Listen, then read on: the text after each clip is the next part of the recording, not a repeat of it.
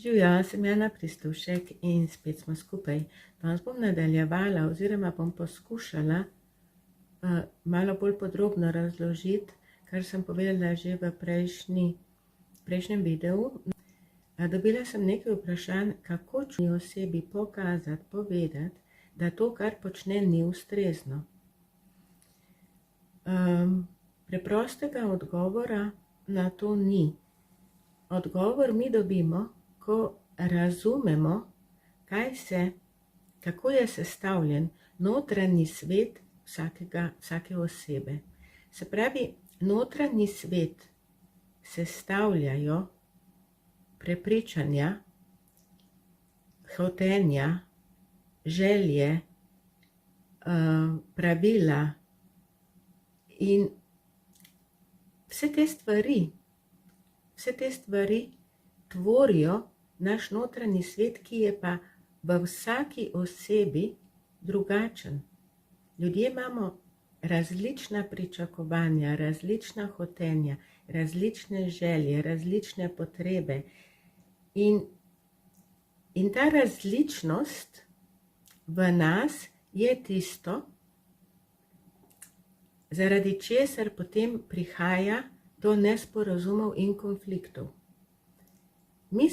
Vsaka oseba je prepričana, da je njen notranji svet ustrezen, ampak ta razpon je od najbolj empatične, čustvene osebe, ki je pravzaprav čustveno preobčutljiva in pravi, da ne sodi na ta svet, ker je ta svet pregrob, predivji, prenevaren, do tiste osebe, ki je na drugi strani, na drugem skrajnem robu, prepričana, da ji vse pripada. Ampak ves ta razpon, vse te osebe vmes in ti dve osebi sta prepričani, da to, kar čutijo, kar mislijo, kar doživljajo, v kar so prepričani, da je prav. In če je torej prav, če imam jaz prav, kako boš ti meni dopovedal, da se jaz motim, če imam prav? In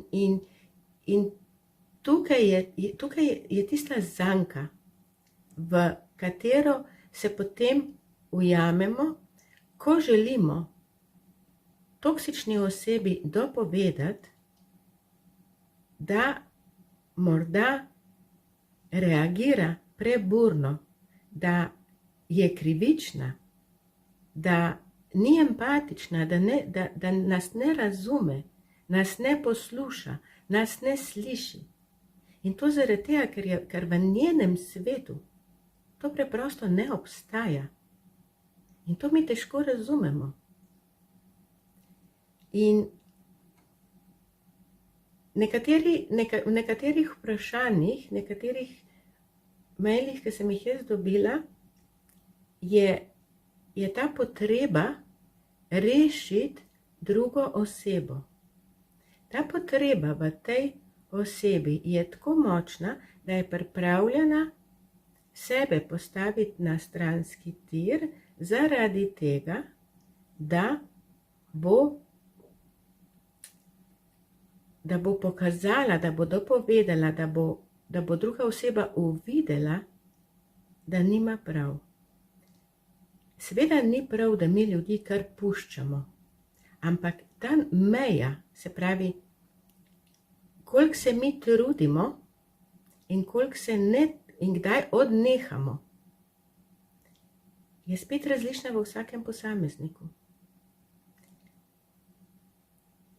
In zato sem jaz v knjigi, Ko ljubezen boli ali toksična oseba in jaz, hotela to razložiti. Ne gre za to, da kažemo s prstom na drugega in mu govorimo, ti si slab, ti nisi dober, ti se motiš.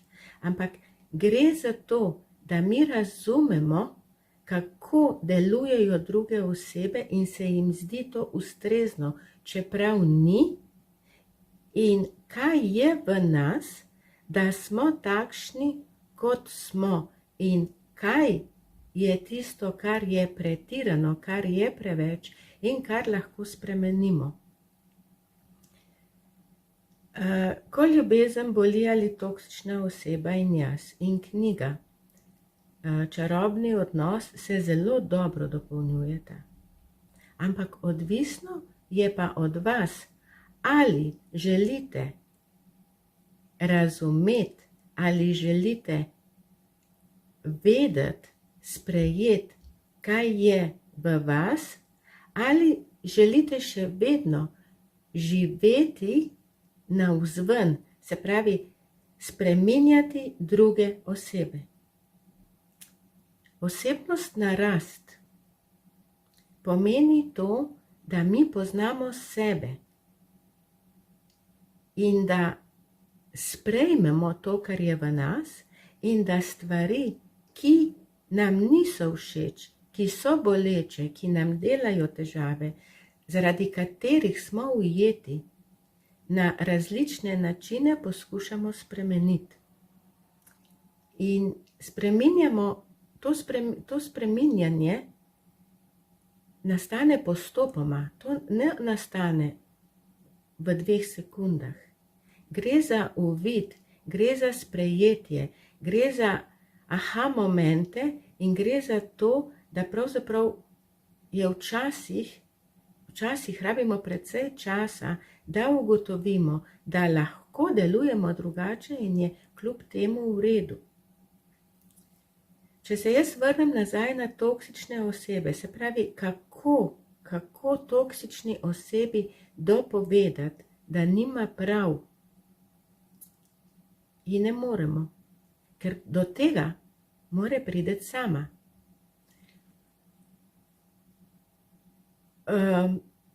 Toksičnost ni ena sama v določeni količini, ampak je cel razpon od mejne toksičnosti, se pravi, ko nekdo sliši ali vidi določeno stvar, sliši določene besede in ga to prizadenejo,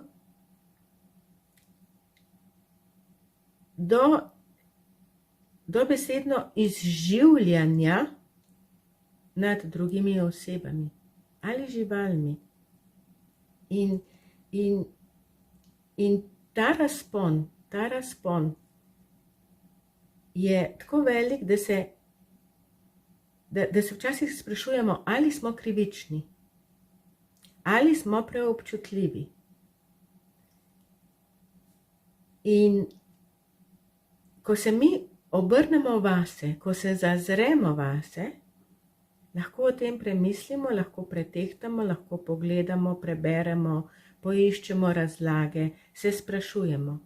Ampak takrat to osebo, ki je to povzročila, damo na stranski tir. Se pravi, mi se ukvarjamo s sabo. Se pravi, smo mi sebični, smo egoistični. In tukaj je nova zanka. Ali se imam jaz pravico ukvarjati sabo in svojim notranjim svetom, ali moram reševati drugo osebo. Ali lahko zahtevam, da se druga oseba spremeni, zato da bo meni lažje. Odgovor na to ni preprost, zaradi tega, ker to, kar jaz zdaj govorim, spet trči na vaša prepričanja, trči na vaše vrednote. In nekateri ljudje meni očitajo, da ljudi nagovarjam k ločitvi, pa jih ne nagovarjam k ločitvi. Ko pride k meni ženska, ker večinoma delam ženskami, mi pravi, jaz bi se ločila, ne vem, kaj naj naredim. Jaz pravim, najprej reši to, kar se rešiti da. In potem poskušamo najti načine, kjer lahko določene stvari spremenimo. pride k meni ženska, ki pravi, jaz se ne bi ločila, ampak moj mož ima določena vedenja, določena ravnanja, ki mene zelo bolijo. In jaz ti pomagam, da bo to lažje prenesla. Ampak so tudi ženske, ki pridejo k meni in rečejo, Jana, jaz tega ne morem več prenašati, povej mi, kaj naj naredim, da bom jaz čustveno pomirjena in da bom vedela, oziroma kakšen je pravi način, da lahko grem. Odločitev je v vsakem posamezniku in ta različnost, ko sem jo omenila na začetku, je tisto, kar potem ustvarja nerazumevanje med ljudmi. In osebnostna rast pomeni, da mi poskušamo razumeti čim več različnosti, kar ne pomeni hkrati, da so to tudi naše vrednote, ampak pomeni tudi to, da nismo reševalci sveta, da nismo reševalci drugih oseb, ampak da se lahko odločimo, to zame ni več ustrezno in od tega se bom odmaknila. In tukaj nastopi spet tisti stavek. Si sebična. In toksična oseba zna to zelo, zelo dobro izkoristiti. Jaz stvari nimam napisanih vnaprej. Zaradi tega tudi moji videi nimajo podnaslovov. Sem si pa danes prav pripravila, da bom malo bolj strukturirano povedala različnost toksičnih oseb. Toksične osebe niso vse enake, ne delujejo vse enako. In največ se govori o narcisih. Zaradi tega, ker so narcisi najbolj nesramni, najbolj divji, najbolj na videz, najbolj sebični in najbolj jasno izražajo, kaj hočejo. In zaradi tega se največ govori o narcisih in pravijo, da so narcisi tudi najbolj naporni. Narcisi so glasni. Vejo vse, znajo popravljati druge ljudi, zahtevajo pozornost, zahtevajo občudovanje in to zahtevajo burno, zahtevajo z besedami, če ne razumeš, ti bom pokazal in udarijo. Ampak druge toksičnosti niso nič manj toksične, ampak so lahko bolj prikrite. In ena od teh je mejno osebnostno toksičnost, kjer se zelo hitro menja razpoloženje, kjer je svet zelo, zelo črno-bel. Je to nihanje med idealiziranjem in razvrednotenjem. In ta razpon, to blazno nihanje je težko razumeti, je težko dojeti in mu komaj sledimo. In ta oseba je vedno pred nami, zato ker je zelo impulzivna. Od čistega veselja, vzhičenosti, radosti gre v popolno nezadovoljstvo, razočaranje, zaničevanje. Ampak vsa ta čustva so v bistvu tudi v nas, samo v manjši količini. In vsa čustva so v vsakem človeku, v vsaki osebi in tako je prav. Ampak bolj, ko smo osebnostno zreli, bolj lahko ta čustva kontroliramo. Bolj se jih zavedamo.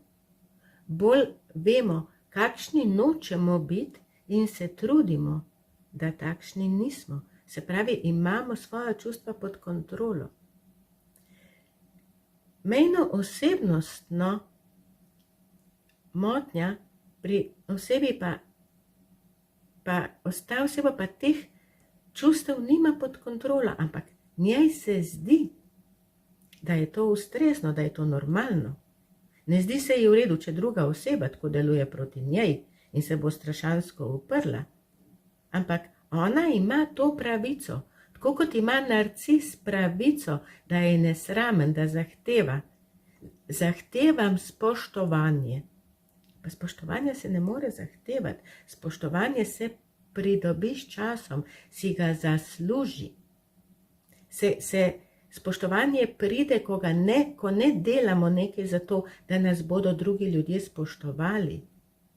Spoštovanje pride samo od sebe, ne more biti pa spoštovanje cilj. Pa sem že spet zašla, pa se vrnem nazaj. O tretji vrsti toksičnosti, ki sem hotela govoriti danes, pa je histrionična toksičnost, to pa je malo podobna borderline toksičnosti, vendar je tukaj drama še bolj velika in je na mal drugačen način.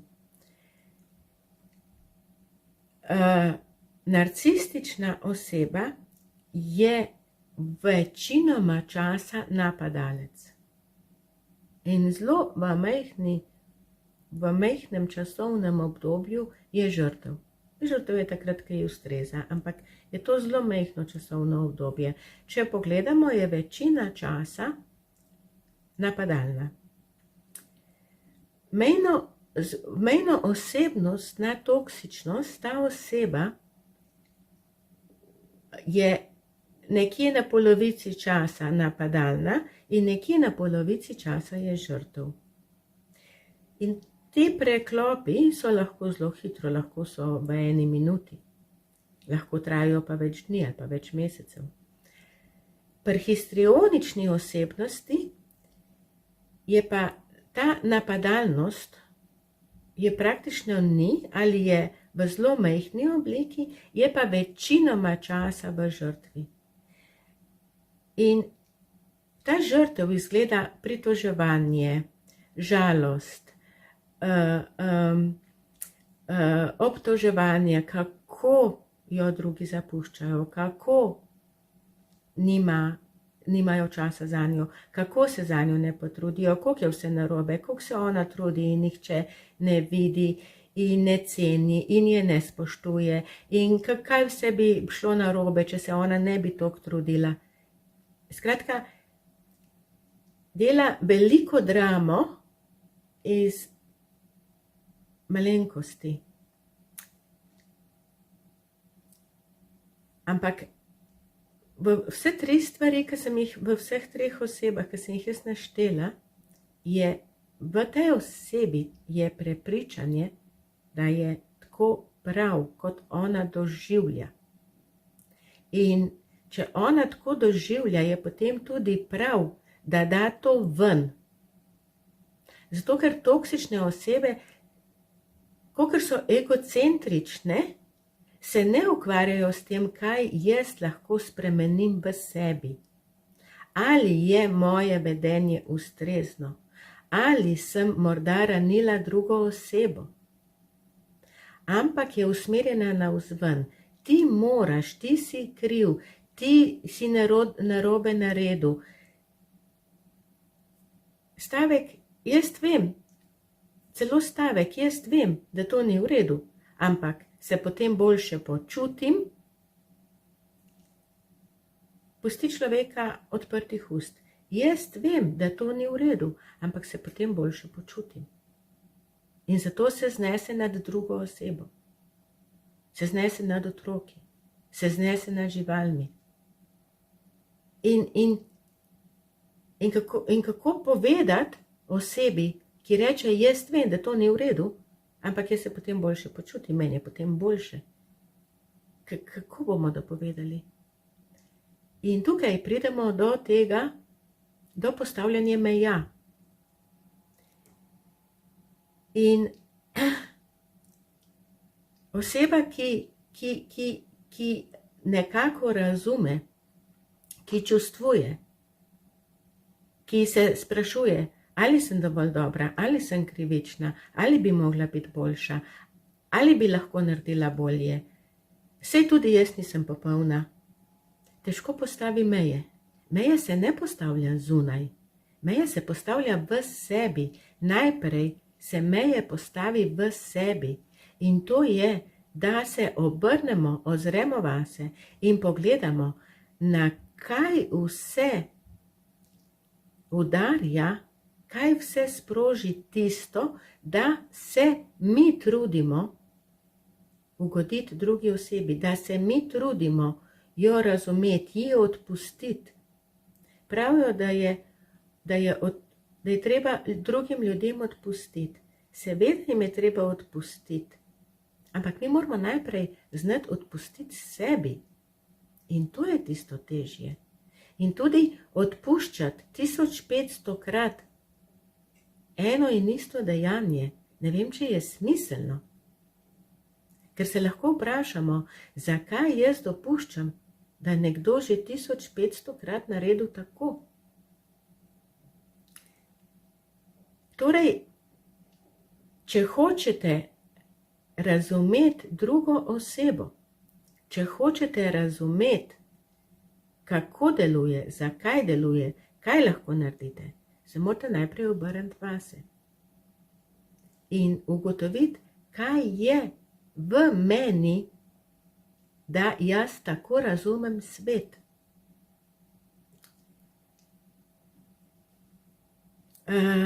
Ne vem, če sem povedala vse, kar sem danes mislila. Egoizem ni to, da mi poskrbimo za naš notranji svet. Egoizem je to, da mi zahtevamo, da se druga oseba obnaša tako, kot mi hočemo. Ampak tudi tukaj je tista stopnja, kjer gremo preko meje. In zdaj sem spet pri meji. Če hočete postaviti mejo, jo morate najprej predelati svoj čustveni svet do te mere, da boste notranje mirni. In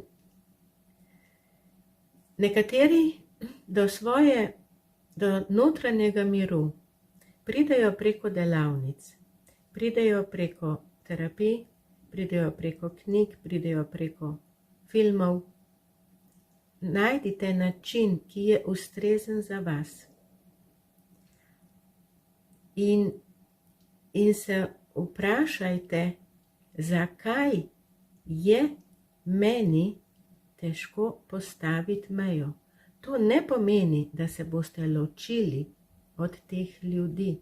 Ni rečeno, da se boste ločili. Ampak, ko boste v sebi postavili mejo, se bo ta oseba do vas obnašala drugače. Težko je razložiti to in dokazati. In to so tisti majhni čudeži, ki se potem vsakodnevno dogajajo. Ko meni ljudje rečejo, Jana, jaz si nisem mislila, da se bo lahko odnos kadarkoli tako spremenil. In odnos se ni spremenil zaradi tega, ker se je soočila z drugo osebo, ampak zato, ker se je soočila sama s sabo. Poglejte mojo spletno stran, naročite se na YouTube kanal, da ne zamudite naslednjih videov. Vesela bom, če boste ta video malo delili med ljudi. Preberite knjigo Ko ljubezen boli ali toksična oseba in jaz in čarobni odnos. Kmalu se spet vidimo. Imejte se lepo in poskrbite zase. Srečno, čau, čau.